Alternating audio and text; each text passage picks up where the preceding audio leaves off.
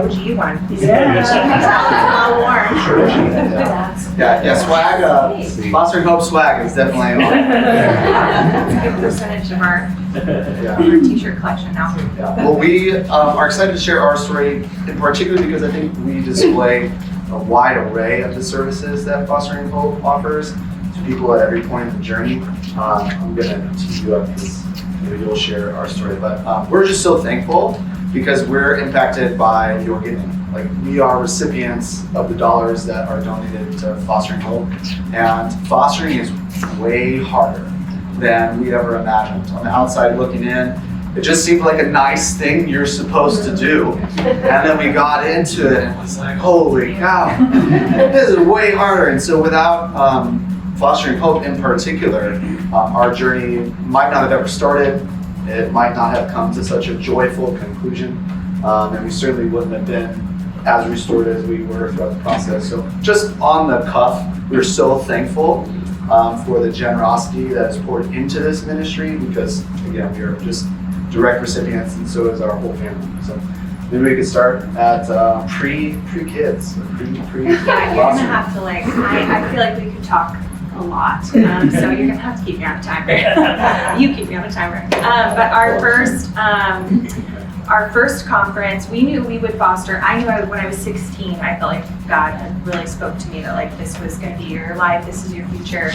And so when we got married, it was something we talked about. And then our family happened really fast. We met when we were 15 and 18. Yep.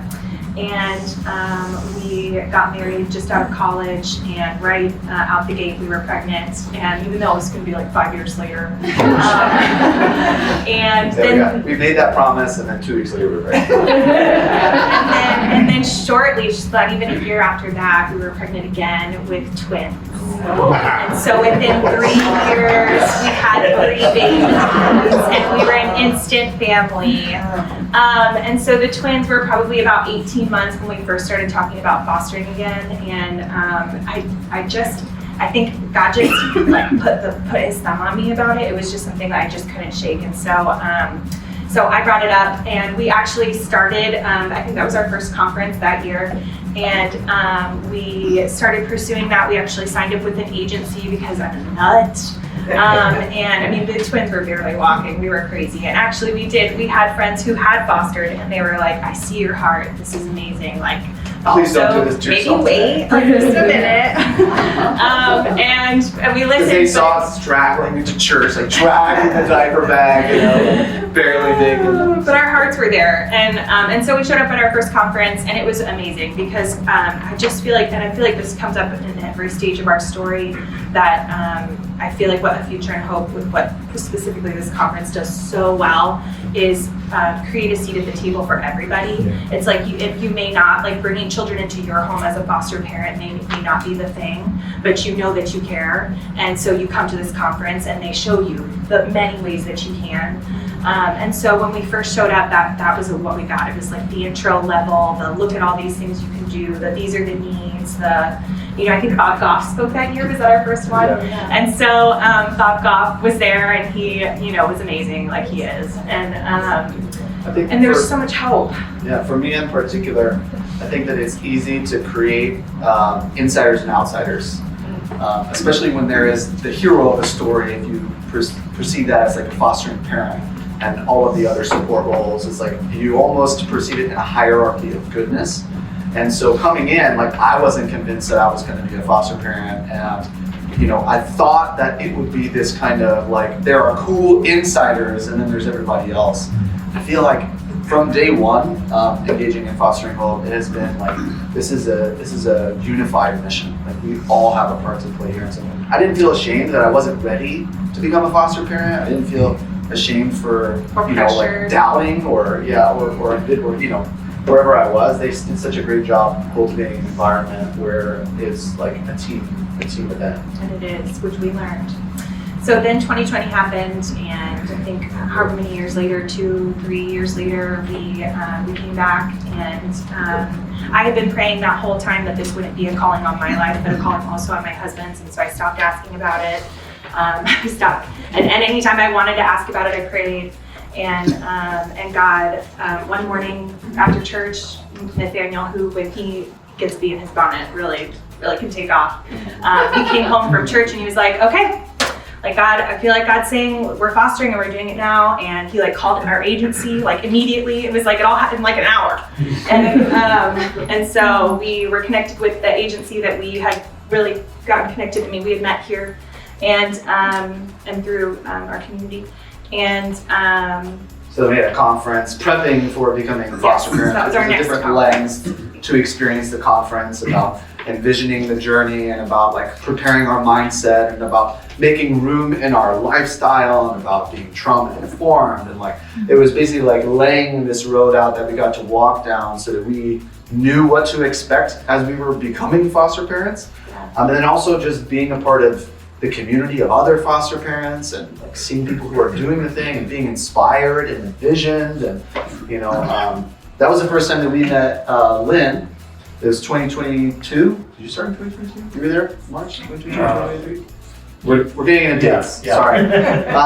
But anyways, it's so cool to see the people in this ministry who live out the mission. Like I remember meeting Lynn. He's like, yes, I'm executive director here, and I have 1,000 children, and some of them are foster parents. That's really cool, you know, people living out the mission. So it's just the conference in general was so inspiring for us, and also good at telling us what questions to be asking, because this was right when we were getting in. So like we don't even know what questions we're not asking, you know, or like how to build a support system through family and friends, and like, you know, all the things that you know you need when you're in the thick of it and you didn't think about beforehand, you know. And so because we had this as a resource, I felt like we went into fostering knowing, okay, these are like, we have to have a support system. We have to, you know, these are the questions we need to be asking our agency, or, you know, all the things. And so it was really good to kick off with that conference. I feel like it set us up for success. And we got connected to a lot of other vendors and like support agencies, like, you know, Austin Angels and fostering, you know, like foster parent night outs and all of these things that were resources that became beacons of hope in our journey that we otherwise wouldn't have gotten connected to without Fostering Hope. Yeah, which was our next conference when we were actually fostering. So we came again when we actually had a placement, and we got signed up with Austin Angels and other support ministries that have been amazing. And we also we went to a talk. Our now adopted son, he was specialized, and so he has a lot of medical needs. We were in and out of the hospital a lot. He has like 9 to 12 specialists. He's like a very busy boy. He had like at one time 5 therapies a week, so we literally had a therapy every day plus like additional specialist appointments, and God has worked a lot of miracles in his life, but including having breast milk and things that were particular to our area that really saved his life. And so when the courts wanted to move him to Indiana, after just getting those services in place, which takes months to get like speech therapies going and like all the things, they just take so much time to kick off. Breast milk alone, the paperwork was insane, and you have to drive to a specific facility every week. It's a whole thing. And so they wanted to move him to Indiana to be, it doesn't matter the details, but that was not, as his advocate, I mean, obviously we have personal stake, we love him, he's ours now, praise Jesus. But it wasn't to family, it was fictive kin, and being able to see him come from like literally the brink of death, like just like not doing well, to now within these services thriving. We were in a talk with somebody who had to fight medically for their child, and she advised us on how to she told us what she didn't advise us, but she told us what she did and how the steps that she took with like letters and paperwork from doctors and like different things that I immediately did, and he stayed, and that was huge. If I hadn't known what to do or been connected to somebody that had walked that journey, which I would have never, I mean, we don't know any foster parents outside of the community that we built here. And through like Foster Parents Night Out, which also started here, you know, we wouldn't have, I don't think we would have him, and honestly, I don't think he'd be doing well. Like it was truly a miracle, the things that had done for his body. And so we were able to advocate for him and keep him here, which was amazing. And then rest, we loved rest. I'm so glad you remember that, because one of the things I think, is so powerful here is the childcare. Like, we have been so supported, but from day one, our kids have wanted to come to this conference. Like, our first conference here, they were like, I'm not kidding you. I know that we sound like we're just like, no team, but like, we really are no team. They loved it, and they were like, when can we come back? Like, we want to come back. And I'll tell you why. It's because they don't overstaff. They don't have to put too many kids in the room. They care, they're patient, they're kind. Like, they had special things come, like they gave them books, they made them feel special. And it matters, like, as their mom, like, it matters that they want to go, you know, and they love it. You know, like at our last one, the slide was blocked off. It's like a slide that goes down the stairs, and we were headed out the door, and they were like, please let us go down the slide. And they were like, we'll let you go down the slide. And it's just like little things like that like are magic to my children, who now are like, oh my gosh, it's coming up, and we're so excited. And that I think was really true at Rest too. They got to go to a conference, the conference called Rest. And can you say? Sure. I feel like I'm over talking. I think that we didn't experience fostering is just like an outpouring. It is just like constant out. And so when Lynn invited us to Rest, we got there, and there's just something about the environment that they create. We just cried. You know, it's like, I feel emotional. But it's just like coming into an environment where we feel seen and loved and invested in and like held. You know, like, you think of, like, it's just the little things that they do too, like offering you a shirt and an orange, and like just caring, like seeing you and like caring about you, like at every conference. Yeah. So, and now we're at a point where we're out of the fostering system. We're an adopted family, and we have Lynn, who's going to help us launch a ministry team at our church. And so I think that the cool thing for me is that this entire journey has felt like we're under a tunnel that Fostering Hope has provided. And in something as confusing as the fostering journey is, to have those kinds of boundaries that help you walk through it with clarity and confidence and support and resources at every step of the way, the work that this ministry does is, it's just been formative. And we couldn't have done, we wouldn't have been envisioned, we wouldn't have been inspired, we wouldn't have been supported without the work that Fostering Hope has provided for us. Yeah, and we're excited to step, you know, I feel like we were a flash in the pan. It's so crazy to have, like, felt like God was saying, like, do this thing for so many years of our lives, and then we're in it for a year. He was our first placement, so we were in and out in a year and a half. And so it's cool to be, like, on the back end, and also having, like, just as a side, like, we did not feel super, there's not a current ministry at Hill Country Bible that supported us. We were not, that's not where we found our support. But like, it's cool to be on the back end and be like, okay, but we know some people, we got the hookups, and like, we would love to start a support system for people like us, you know? And there's like a whole thing for that I didn't even know about. So yeah, we've just been so blessed, like, so genuinely. So thank you for all of the work that you guys do. It really is, it's impactful, it's meaningful. I have one more thing for data nerds like me.